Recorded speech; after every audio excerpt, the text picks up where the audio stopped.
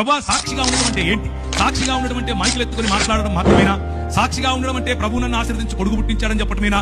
సాక్షిగా ఉండడం అంటే ఇదిగో నేను చచ్చిపోతూ ఉండేనని లేపాడని చెప్పటమేనా? సాక్షిగా ఉండడం అంటే ఏంటి ప్రభువా, నాకు అర్థం వచ్చేలా చెప్పు అని అన్నాడు.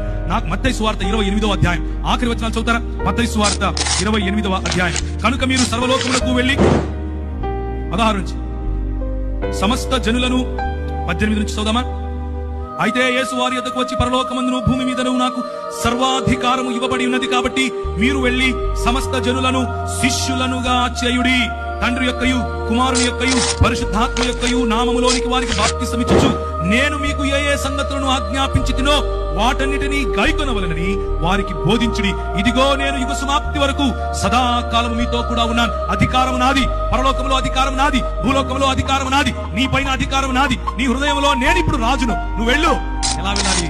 ప్రతినిధిగా వెళ్ళాలి. నువ్వు మాట్లాడింది నేను మాట్లాడినట్లుంటుంది. నువ్వు చేయి పెడితే నేను చేయి పెట్టినట్లుగా ఉంటుంది. నువ్వు పలికితే నేను పలికినట్లుగా ఉండాలి. నీ ప్రవర్తన నా ప్రవర్తన లాగా ఉండాలి. నీ సాక్ష్యం అంటే నోరు తెరిచి ఒక మాట చెప్పి బయట జీవితంలో ఇంకొక జీవితం కాదు సోదరులా. సాక్ష్యముగా జీవించడం, సాక్షిగా జీవించడం అనంటే ఆయన పరిచర్యను కేవలము మతపరమైనటువంటి 4 గోడల మధ్య మాత్రమే పెట్టడం కాదు ప్రియుల. సాక్షి జీవితం అనంటే నీ వ్యాపారం ఆయనది. సాక్షి జీవితం అనంటే నీ రాజకీయం ఆయనది.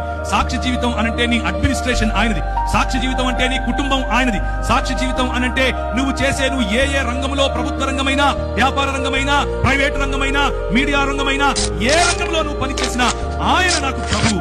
ఆయన ప్రతినిధిగా నేను ఇక్కడ ఉన్నాను. ఆయన కొరకు నేను సంఘ స్థాపన, ఆయన కొరకు నేను రాజ్య స్థాపన చేయడానికి ఉన్నాను అన్నటువంటి దృక్పథము కలిగి ఉండటం. అందుకని ఆయన అంటాడు, జనములను ఏం చేయాలి? శిష్యులనుగా చేయాలి. జనములను అన్న చోట దేశములను, సంస్కృతులను, జన సమూహాలను అని కూడా తర్జుమా చేయొచ్చు. గ్రీక్ లో వాడినటువంటి పదము ఎత్నే అన్నటువంటి పదం. ఆ పదాన్ని అలా కూడా తర్జుమా చేయొచ్చు. మన పిలుపు ఒక దానియేలు పిలుపు, మన పిలుపు ఒక నెహెమ్యా పిలుపు, మన పిలుపు ఒక దావీదు పిలుపు, మన పిలుపు ఒక ఎస్తేరుకి ఇవ్వబడినటువంటి పిలుపు. మన పిలుపు కేవలము చెక్క భజన చేసే పిలుపు కాదు. మన పిలుపు కేవలం మతంలో ఉండటం కాదు. మన పిలుపు వాడి చేతి పని యందు నిపుణత గలవాడిని సూచితివా, వాడు అల్పుల ఎదుట కాదు రాజుల ఎదుట నిలబడును అని దేవుని వాక్యం చెప్తా ఉంది. ఆ పిలుపులో మనం ఉన్నాం అన్న విషయాన్ని జ్ఞాపకం చేసుకోండి. అపోస్తలుల కార్యములు 1వ అధ్యాయం, అపోస్తలుల కార్యము 1వ అధ్యాయం. ఆయన శ్రమ పడిన తరువాత 40 దినముల వరకు వారికి అగపడుచు ఏం చెప్పాడు? మీరు ఒక మతం కట్టండి, మీరు వెళ్ళి చెక్క భజన చేయండి, మీతో పాటు నేను కూడా భజన చేస్తాను అన్నాడా? అది మన ఆత్మీయ జీవితంలో భాగం, కానీ అది మాత్రమే ఆత్మీయ జీవితం కాదు.